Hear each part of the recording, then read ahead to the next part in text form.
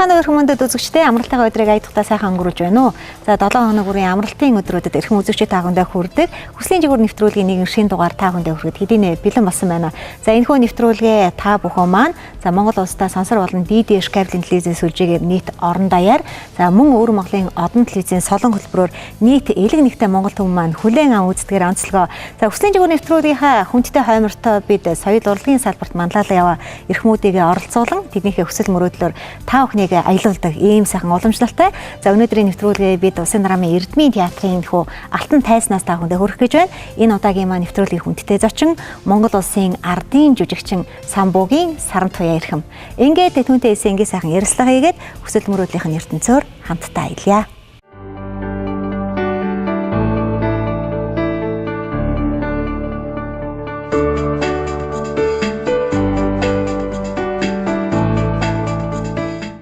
За юуны өмнө телевиз үзэгчдийнхээ өмнөөс энэ сайхан өдрийн мэндийг хүргэе. За баярлалаа. Мөн телевиз үзэж байгаа үзэгч олондоо бас энэ өдрийн мэндийг хүргье. Өнөөдрийн нэвтрүүлгийн эрхэм хүндтэй хоймортоос таныг урин оролцуулна гэдэг бол бидний хувьд бас их сайхан нэр төрийн хэрэг юм. За ялангуяа энэ ариун сүм болсон энэ гайхалтай сүмийн алтан энэ тайзнаас хоймроос нэвтрүүлэг өргөж байгаа туйлах баяртай байна. Тэгээ театр маань бас 85 жилийг хэдийн ардаа бас өнгөрүүлсэн байна. Тэгэд мэдээж хэрэг 85 жилийн чамгүй хугацаанд бол бас таны амьдралтай савшгүй холбоотой. Тэгээ энэ яг алтан тайзын ариун сүмийн босгойг алхаж орж ирсэн тэр гэгээн дурсамжаас ноёлоо ярилцлага гэл. За баярлалаа.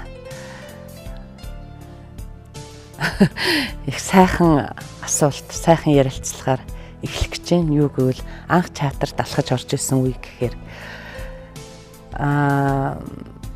1976 онд анх би Багшийн дээд сургуулийн кино драмын анги гэж байхад тэнд орж суралцсан.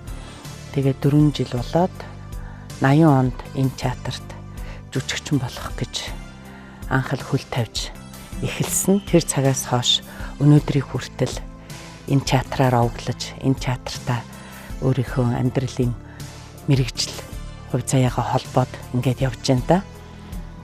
За эргээд ингээд бодоход анх театрт орж ирж байхад нэг удалгүйгээр театрын маань 50 жилийн ой болж исэн санаж байна. Тэгээд манай ангиас 5 хүүхэд яг энэ театрт ажиллахаар ирсэн. Тэгээд тухайн үед театрын залуу уран бүтээлч, залуу боловсон хүчин гэдэг бол театрын бүхий л үйл ажиллагаанд оролцож анх театртайгаа танилцж, мэдэрч ингэж явдаг энэ л цаг үе байсан. Тэгж яваад тухайн үед манай театрын дарга Таяагва байсан. Тэгээд Таяагва баярын өдрөөр яг хүндэт дэвтэрт шинээр орж ирсэн энэ залуу уран бүтээлчдийг тэмдэглэж ингэж бид нарыг олны өмнө жүжигчин боллоо гэдгийг маань бол дуудаж хэлж байсан. Тэр үе маань яг сая чамаа хэлэхээр санаанд орж их сайхан байна. Тэгээд ер нь тэр болгон энэ тайзан дээрээс ийм нэвтрүүлэг болвол тэр болгон хийгддэггүй.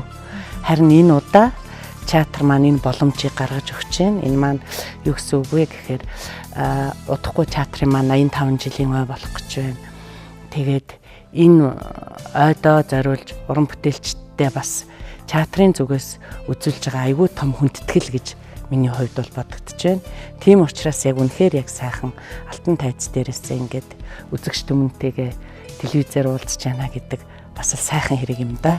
Тэгэхээр яг жүжигчдийн хувьд хэм бол яг одоогийн байдлаар бол соёл урлагийн сургууль кино драмын гэдэг ангийг бол бэлтгэж өөрөөр хэлэх юм бол жүжигчин хүмүүс маань кинонд ч тоглодог, драмын төрөлдөө ч тоглодог болгож бол бэлтгэж гаргаж байна. За мөн Багшийн дээдийн кино драм гэж бас байсан тийм ээ. Гэхдээ яг ингээд жүжигчдийг хараад хахад яг юм театраа бас давхар киногоо ч юм ингээд зэрэг ингээд тоглоод яваа жүжигчид бол их ховорхон байдаг л да.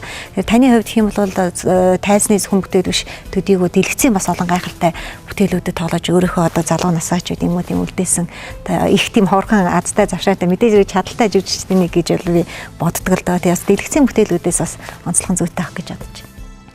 Тийм ээ, ер нь бол театр тайз дэлгэцийг хосолж явах бол уран бүтээлч хүнд бол зайлшгүй яг мэрэгжлийн шаардлага, хувь уран бүтээлч хүний ч гэсэн хүсэл мөрөөдөл юм байдаг. Нэгэнт энэ мэрэгчлийг эзэмссэн хүнд бол тэгвэл олон уран бүтээлчид бол яг ингэж хосолж яваа. Энэ бол үзэгч түмэн маань бол надаар хэлүүлдэггүй мэднэ. Тэгээд би анх бол сурч байх хугацаанд Сумхуугай найруулга Говь ханган толцсон гэдэг кинонд 3 дугаар курс төгсгчлээ байна уу да. Совилогч Борхогийн дүрээр анх ингэж орж тоглож ирсэн. За тэгээд театрт орсноос хойш бол бас нэлээд хэдэн дэлгэцэн бүтээлд бол ингэж явсан.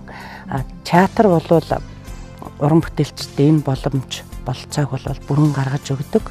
Одоо өөрөөр хэлэх юм бол хувь уран бүтээлчийн мэрэгчлэлд өсөх одоо тэр хандлага тэр одоо юу бол дэмжиж байгаа эмч үүднээсээ бол уран бүтээлчдэд бол одоо аль болох уран бүтээлийн чөлөө олгох ийм журмаар бол маш их дэмжиж ингэж ажилладаг. Тэгээ одоо эргээ бодоход гэхдээ би бол нэг тийм олон кинонд тоглоогүй шүү дээ. Ер нь бол эргээд ингээ бодоход нэг за нэг 20 гаруй юм байгаа бах гэж бодож байна.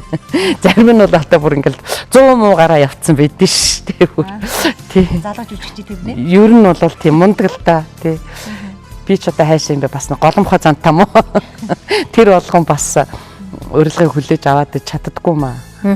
Би яг маш сайн санд оюутан байсан тэр үед 96-аас 2000 оны үед би одоо төгссөн л дөө кинодрамын. Тэгээд тэр үед одоо найруулагч найдан дэрж найруулагч юмаа тавьсан Ромео Жюльетти бүр маш сайн сандаг. Миний одоо бүр сэтгэл зүрхний гүнд одоо тэр жүжигийн аячил одоо миний цээжинд байна да. Тэр үед та бол өрлөг ихэд тоглож исэн, Жамсан жуугаа маань ламд тоглож исэн тийм ээ. Гэрэлсөх байх одон чимэг их чаяр маань одоо Ромео Жюльетти тоглож исэн. Энэ жүжиг бол ерөөсөө миний санаанаас ерөөсөө гардаггүй байхгүй. Тэгээ магадгүй таны ч гэсэн амьдралын томоохон байр суурийг эзлэх бүтээл бол одоо яг энэ Ромео Жюльетти жүжиг байх гэж бодож. Олон жүжигүүд мэдээж байгаа л да танд. Тэгэлгүй яах вэ? Ер нь уран бүтээлч хүн бүхэн л өөрийнх нь хүсэж мөрөөддөг тэр нь тоглохын сан ч энэ дүр дээр ажиллахын сан гэсэн зөндөө олон мөрөөдөл байдаг штэ. Тэгээд нэгэнт одоо Ромео Жюльетти жүжиг тавих гэж би одоо Жюльетти тоглоно гэхээр яаж хичнээн ямар гоё юм бэ гэж бодсон ч гэлээ гэсэн тэр бол бодит байдалд биелэхгүй штэ. Тэгээд манай найдаа найруулагч бол ямарваа нэгэн уран бүтээл ажиллахаараа уран бүтээлчдийн дунд айгүй гоё тийм чөлөөт өрсөлдөөнийг бий болгож дүрийн уралдаа нэг зарладаг байхгүй юу. Би хоёр ч тийм юмд нь оролцож ирсэн. Нэг нь Тамггүй төр жүжиг байлаа. За тэгээд энэ Ромео Жюльетти жүжиг энэс хойш бас юун дээр ч гэсэн бас ер нь ингэж ажилдаг аргатай. Тэгээд энэ Ромео Жюльетти жүжигэн дээр дүрийн уралдаанд ороод тэгээд яг тэр өрлөг ихтер ажиллах эрхийг аваад ажиллаж байсан. Тухайн үед одоо ингээд ажиллаж байсан одоо баг тий бид нар чинь ингээд дублер оройлууд байсан шүү дээ. Манай Г урнаас одон чимэгтэй хамт Жюльеттид байсан, Алтан баг нь Гэрэлсүхтэй хамт Ромеод байсан, надтай хамт оюун сүрэн маань байсан. Гих жишээ нь ингээд дублер оройлууд. Тэгээ бид нар чинь ингээд нэг уралдаан зарлцсан учраас чинь маш идэвхтэй ажиллана. Энэ тайзан дээр нөгөө баг сургууль хийж авсан л тэр бэлтаашин дээр гарцсан тэр үлгүүрийн доор өстой дуун цуурайтал өстой цагийг бол маш үр ашигтай ингэж өнгөрөө. Айгүй сайн сургууль хийдэг байсан бид нар.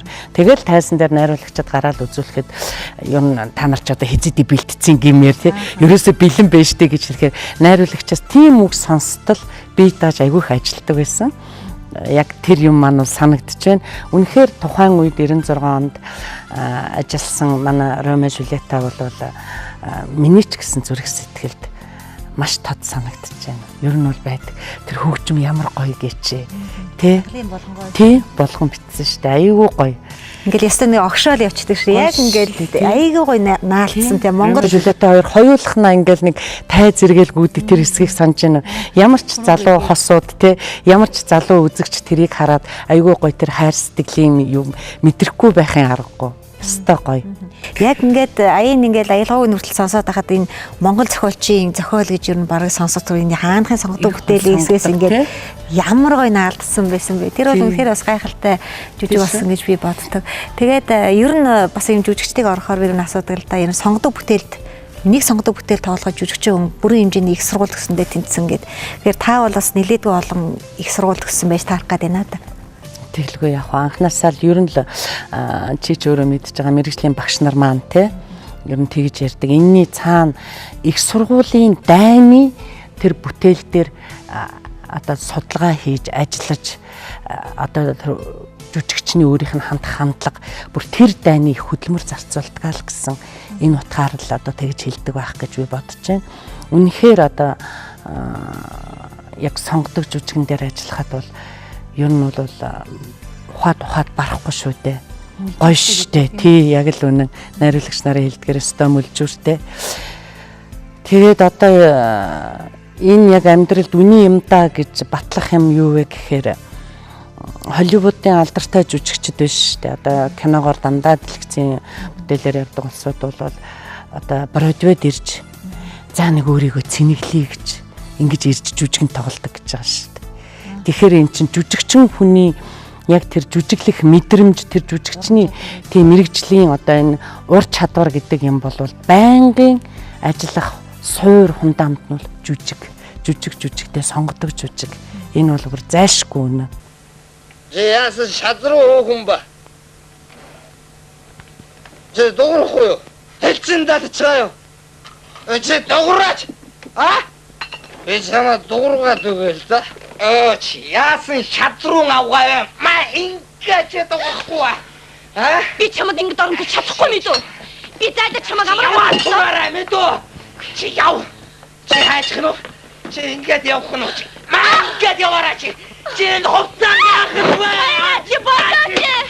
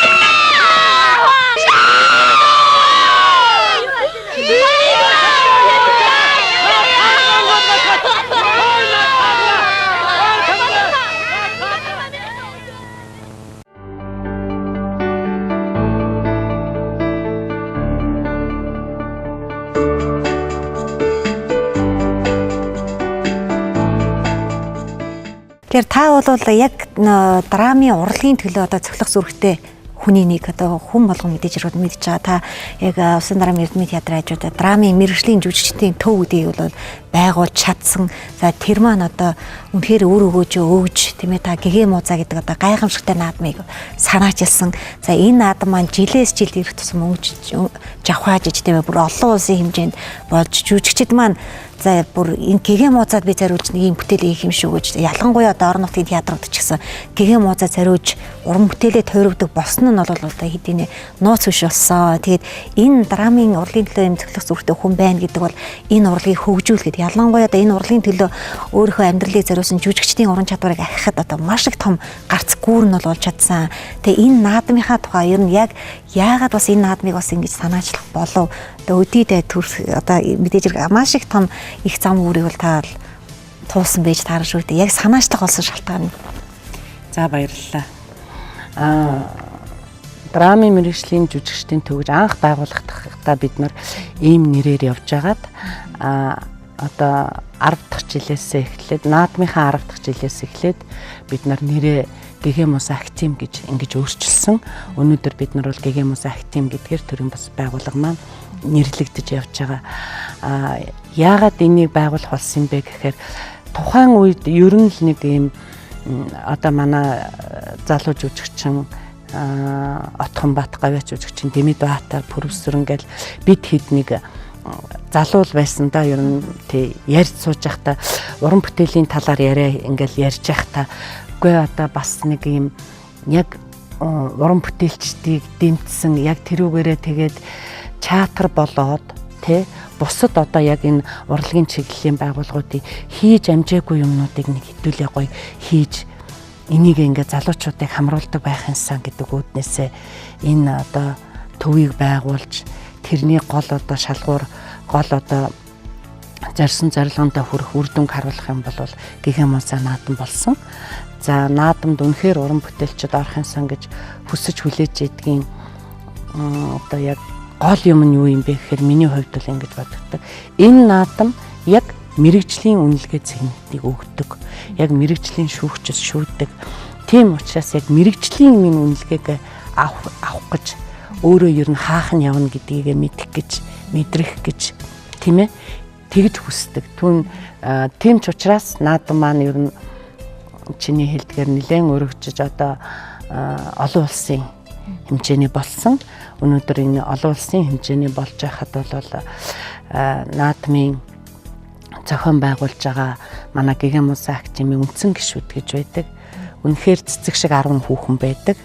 За манай Отхон Бат байдаг. Ингээд энэ хүмүүсийн хүчээр энэ наадмыг одоо зохион байгуулдаг. Тэгээ би энэ Гигамус наадмынхаа тухай, академийнхаа тухай ярих маш дуртай байдаг. Яагаад гэвэл бидний ажлыг хүмүүс яг ингээд асуух тоолонд мэдэрдгийм байна, мэдэж байна гэдэгт нь баярлаж ингэж явдгийн. Өнөөдөр манай Гигамус Академи зөвхөн драмын чиглэлийн бүх төрлүүдээр одоо уран бүтээлчдийг мэрэгжлийн хэмжээнд одоо үнэлж цэгнэж тэдний бие биендээ ур чадварын одоо туршлагаа хуваалцах ийм хэмжээнд хүрч ажилласны бас нэг ололттой тал нь юу вэ гэхээр олон улсын түвшинд олон улсын хэм хэмжээнд хүрэхийн тулд бид нар бас яг тэнд тавигдж байгаа жүжигийн төрөл жанр руу орох шаардлагатай болсон. Тийм учраас одоо моно жүжигийн төрлийг бол манай Гигамус Академи маань Монголд анх нэвтрүүлсэн гэж хэлж бол хэлэхэд бүрэн одоо гоё нүүр бардан байна. Өөрөөр хэлэх юм бол сургалтын явууллаа энд юугаач мэдгүй анх удаага одоо би өөрөө зориглож моно жүжигийг оролдож үзэж тас харанхуй Польш руу явж наадамд оролцож үзчихлээ. Энэ тоолондоо би ямар байдаг те манай Монголын уран бүтээлчид яавал одоо энд одоо орж болох уу гэдгийг л судалж, туршлага судалж, үзэж, харж ингэж явсан.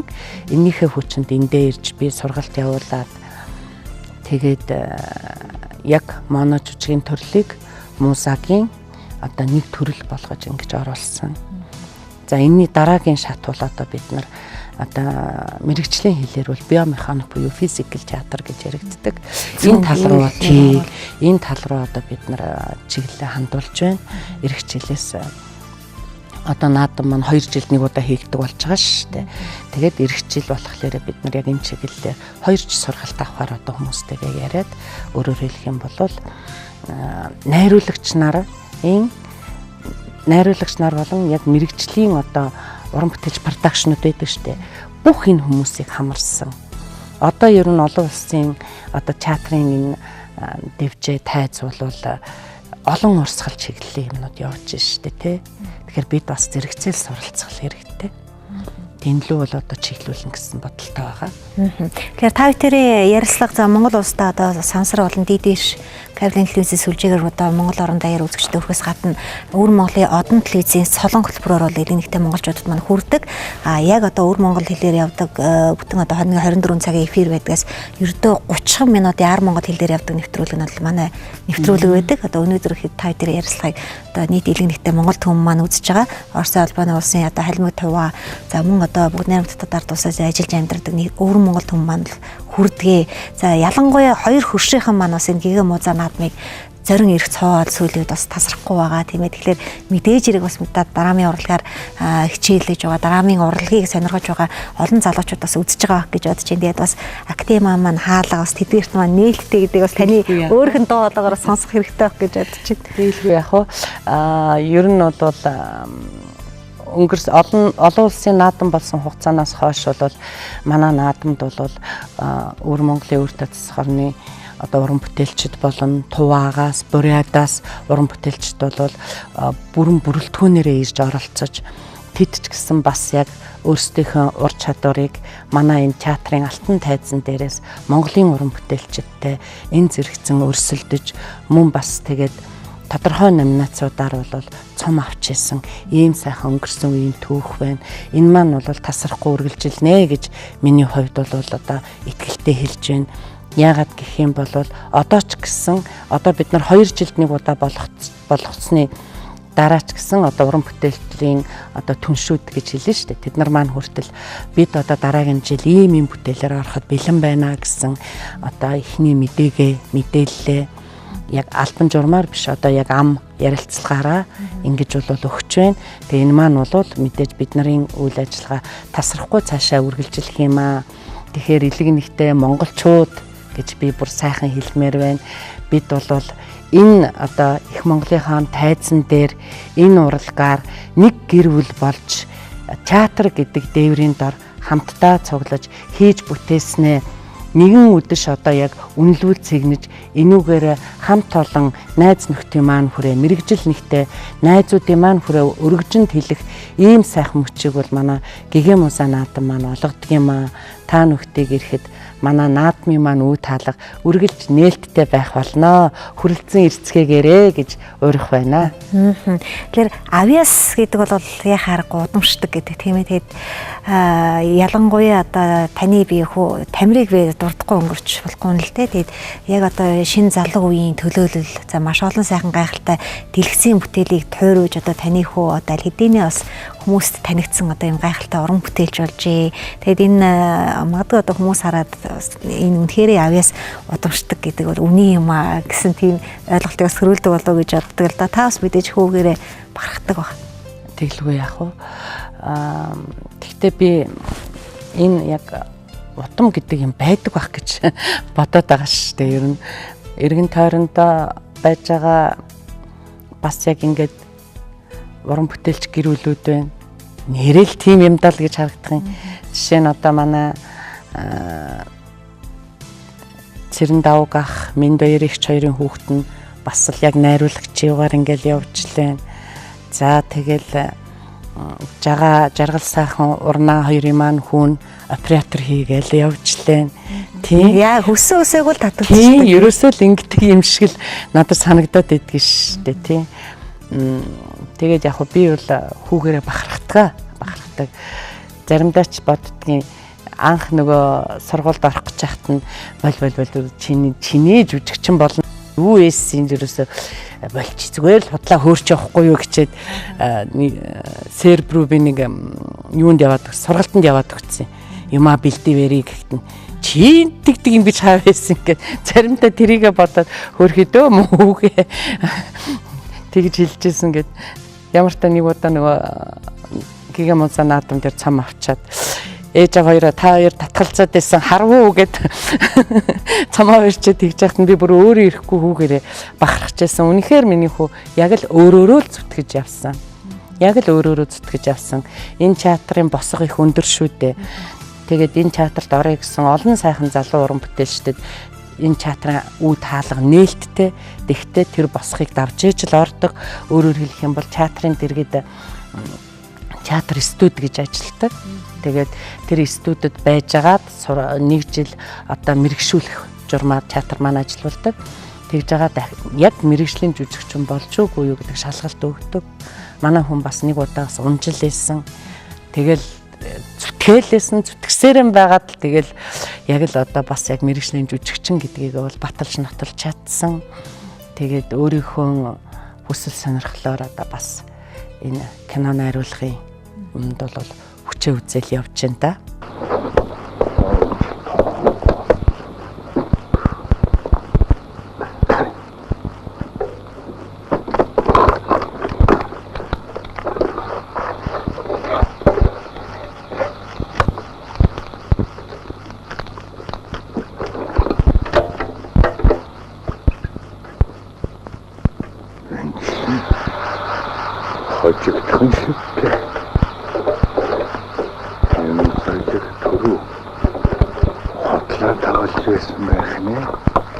Хийхэн тагаавч аз хайж байгаа юм биш үү? Хасбараа хайцгаа.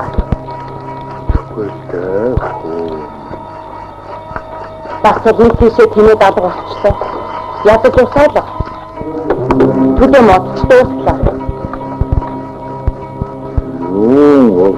Түлээ маань хожигдох гэж байхад Цаадхыг өрөөл хоёр тэргээ хэмчиж түлгээрээ. Би хоёр хүүхдээ аваад ганц тэмээндээ сондлоод усанд явлаа.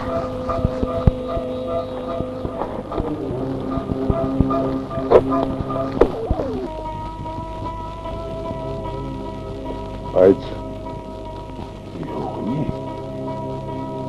Ганц тэмээндээ хоёр хүүгээ сондлоод явлаа. Хоёр тэргэн хэмхэлж түлгэнэ.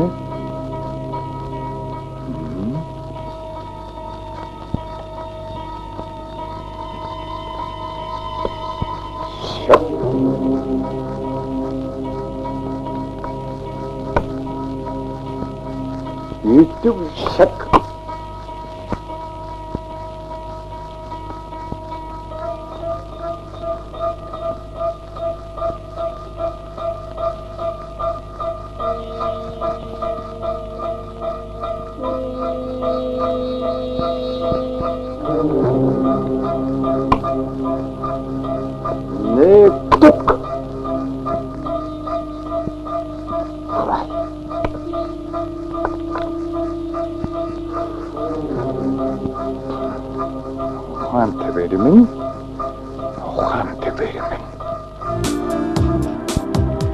Би таныг би сэтгэлээрээ манж болчихсон юм гэж даанч бодсонгүй. Тансаг Монголоо алдсан даруул амиа алдсан дээр та өнөөдөр манжийн бүсийг долооч. Манж гэдэг чи юу юм бэ? Хятад гэдэг их усан долоодод тогтсон хөөс. Тэр чи дээл хөөс. Тэр хөөс чинь хэдэн нэгэн цагт амхна.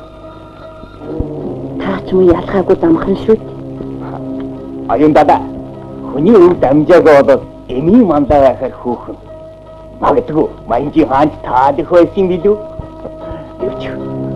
Төөний өвдөн жаргах жаяачин дотожтай.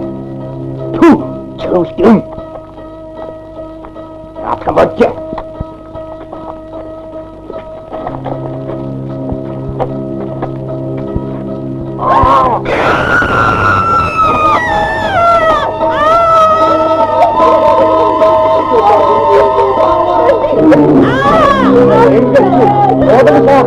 Эрдгийн дачаа. Хай. Оник барайда.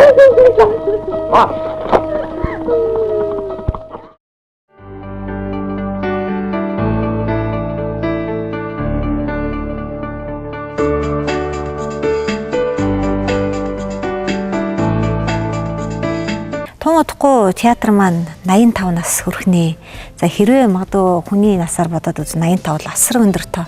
85 настай азаа буурал тийм ээ. Энэ одоо сайхан театрын маань 85 жилийн болох гэж байна. Тэгэд энэ театрт зориулаад театрынхаа маань бас өөрсдийн одоо яг энэ амьдрал уран бүтээлийн театрт олгосон 3 сайхан уран бүтээлчийн маань тайлан тоглолт хийх гэж байгаа юм байна. Тэрний нэг нь бол мэдээж хэрэг таны уран бүтээлийн тайлан тоглолт бол болох гэж байгаа юм байна. Сэтгэл мэдээж хэрэг тогтолж байгаа бах. За тэгээд тайлан тоглолт хийн гэдэг бол асар их том ажил. Тэгээд одоо та аль хэдийн энэ ажилдаа хамцуу шамлаад орцсон байгаа гэдэгт итгэлтэй байна.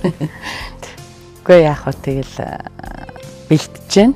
Тэгээд театрынхаа 85 жилийн ойд зориулаад ер нь энэ ойн хүрээнд манай театр бол бас нэлээд олон ажлуудыг бол хийж байгаа. Манай театр чинь Нацаг доржийн нэрэмжит театр. Тэгээд энэ жил бас их зохиолчийн маань 100 жилийн ой. Тийм болохоор энэ их зохиолчийнхоо бас амьдрал уран бүтээлийг харуулсан бас түүний зохиол жүжигүүдээс ч гэсэн тоглоно, цоморлог тоглоно, бас шинээр Гүр Базрын зохиол, шин драмын жүжигэн дээр ажиллаж байна. Энэ дээр манай театрын бүхий л залуучууд орж байгаа. Ёстой жинхэнэ энэ цаг үеийн театрын нүүр царай ямар байх нь вэ гэдгийг харуулах залуу уран бүтээлчд маань жинхэнэ шалгалтаа өгөх ийм одоо агшин одоо ард үргэлжилж байна. Одоо бэлтгэл сургуулаа хийж байна. За тэрнээс гаднаас театр маань соёл урлагийн их сургуультай хамтарч орчин үеийн театрын хөгжил хэтийн чиг хандлага гэсэн эрдэм шинжилгээний баг хурлыг явуулах гэж байна. За мөн бид нэр манай театр бол үе үеийн одоо алтан тайзны эзтэй алтан одоо тайзны бурхад гэж ярьдаг. Тэднийг алдаршуулах, бид мартахгүй гэсэн бас эрдэм шинжилгээний баг хурал болно. Энэ дээрээ бас тэгшойтой уран бүтээлчдийгээ бас хамруулахаар уран бүтээлчд маань тэдний талаар бас дурсамж сэтгэгдэл юу байна? Бас эрдэм шинжилгээний ажилд орцсон ингээ явж байна тий. За энэ олон ажлын хажуугаар одоо бас тэгэл тайлангаа хийн гэл яг хөө бэлдэж байна. Гэхдээ энэ боломж бол тэр болгон жүжигчдэд бол ер нь уран бүтээлч хүндэд олдоод байх нь бол ховор. Тэгээд би 80 оноос хойш өдийг хүртэл бараг 36-7 жил театр тасралтгүй ажилласан. Тийм болохоор миний ганц чаддаг юм бол жүжигчний л мэргэжил. Ер нь бол за хэний ч өмнө хэлнэ. Миний баараагүй чадах ажил бол энэ. Эндээ би маш их зүрх сэтгэлээ зориулсан. Тийм болохоор би тоглолтынхаа нэрийг зүрхнээс зүрхэнд гэсэн ийм нэртэйгээр одоо тайлан тоглолтоо хийхээр бэлдэж байгаа. За мөн энийхээ хажуугаар мөн энэ нэртэйгээрээ зүрхнээс зүрхэнд гэсэн нэртэйгээрээ одоо өдийг хүртэл хугацаанд ажилласан одоо миний уран бүтээлийн хамтрагч нар, найруулагч нар, судлаа шүүмжлэгч нарын бас нэг өөрсдийнх нь үнэлгээч гэхэд хаашаа ер нь нэг юм тийм ном бэлтэж байгаа. Бас яг энэ нэрээрээ энийгээ бол яг 85 жилийн өдөр бас номын баяр хийх тий ийм бодолтой л ажиллаж байна да. Урлаг гэдэг бол одоо ястай яг ийм нэг том хэмжээ соронц шиг санагддаг л да. Тэр урлаг гэдэг соронзон дээр ингээд очиод нэг наалтсан бол хизээч тэндээс гарч чаддгүй.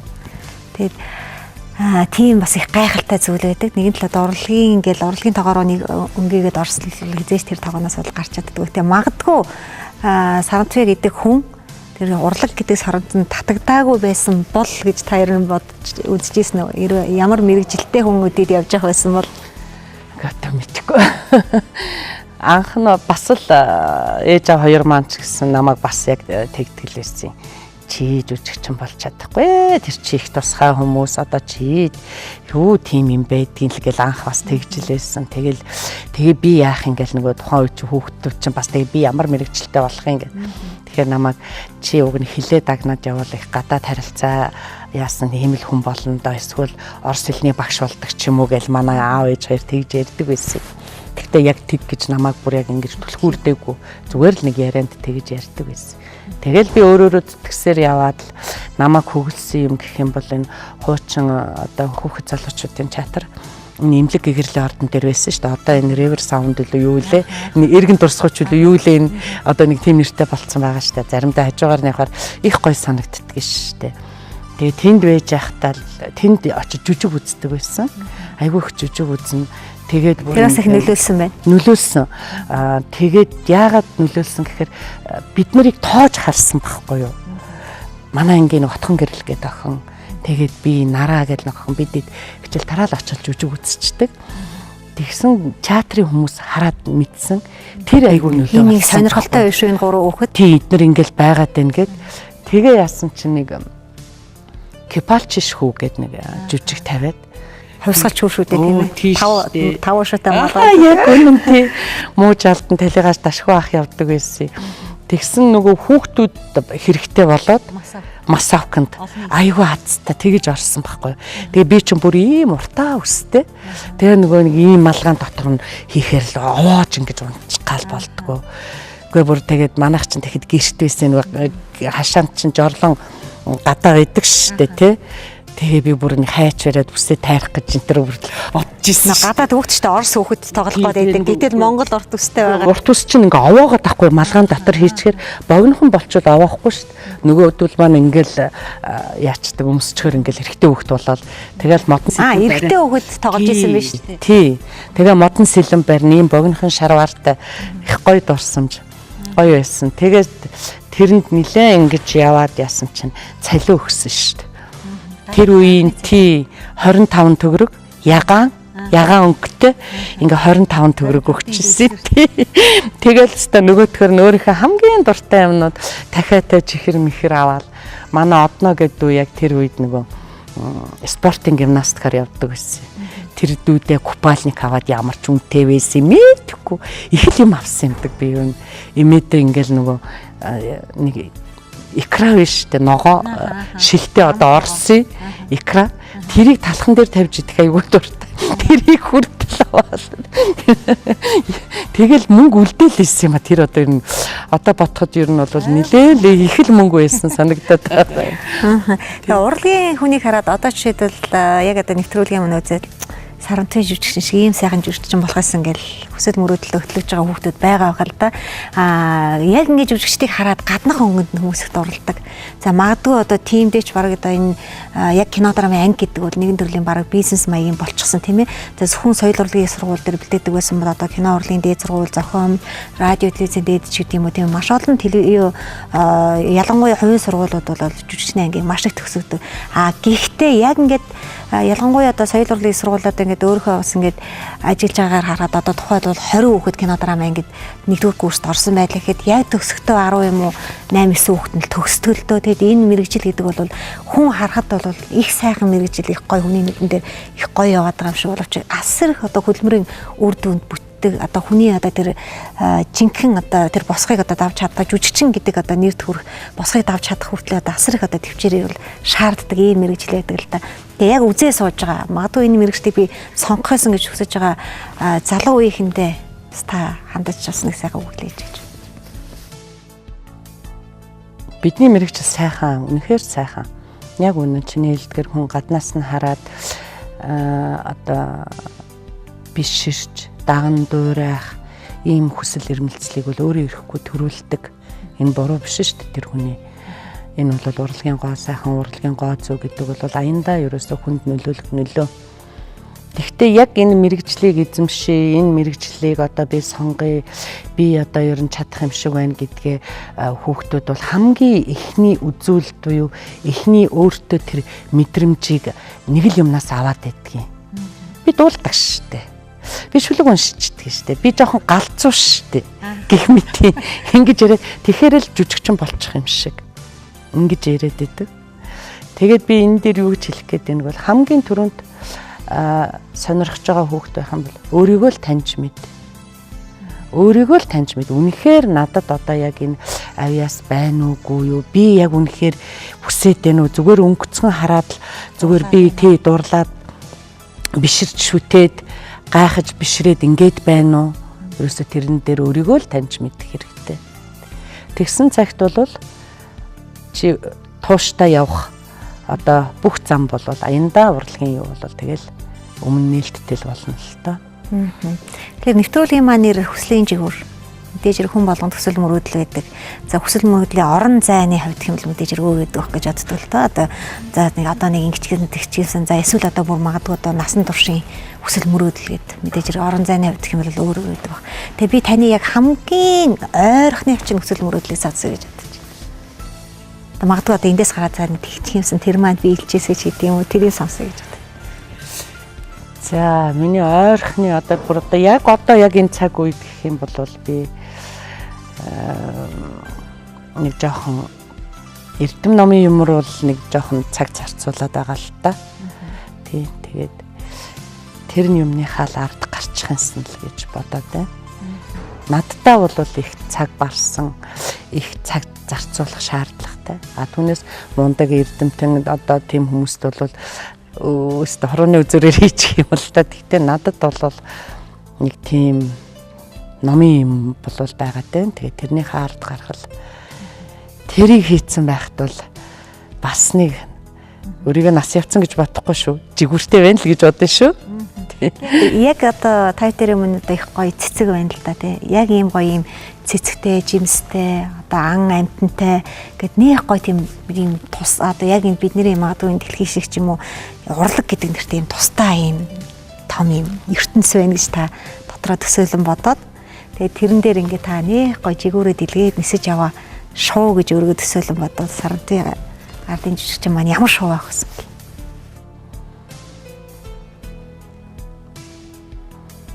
Одоо ямар байх байсан болоо? Их л айхтар хараа хурц шууч одоо юу ийдэг юм бэ? Бүргэд байх нь уу тий? Тэгэл бах та. Тий, олж харах хэрэгтэй шүү дээ. Дандаа юм гоё сайхан байхгүй шүү дээ. Тий? Харахад гоё сайхан, саяхан хэлсэн жишээтэй адилхан. Тэгээ тэн дотор юмыг олж харах хэрэгтэй л дээ. Бүргэд юм уу та?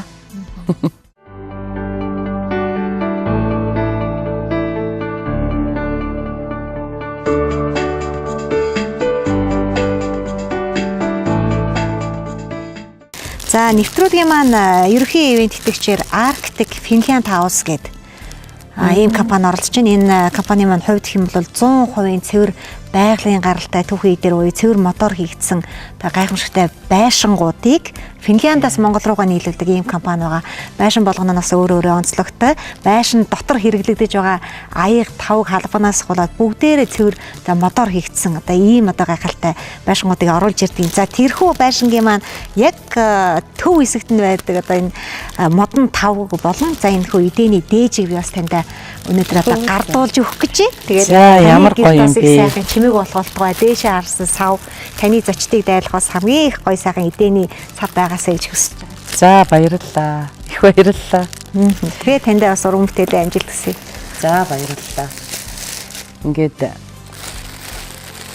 энэ нэвтрүүлэгтээ намайг урьж оруулж гоё өнгөрсөн цаг хугацаатай маань хамт аялаж үзэгч олонтой сэтгэл хуваалцсан танай телевизийн хамт олонд бас их баярлалаа. Уран бүтээлийн амжилт хүсье. Тандаа ч гэсэн бас амьдралд наад жаргал эрүүл хороогийн сайн сайхныг хүсье. Урлагийн охин тэнгэр Янжин хамбархан бас таныг болон таны гэр бүлийг үргэлжийн мөхөд эвэх болтгоо гэсэн сайхан эрүүлэг өргөж. Танд баярлалаа. За баярлалаа. Ерөөл Батар шиг.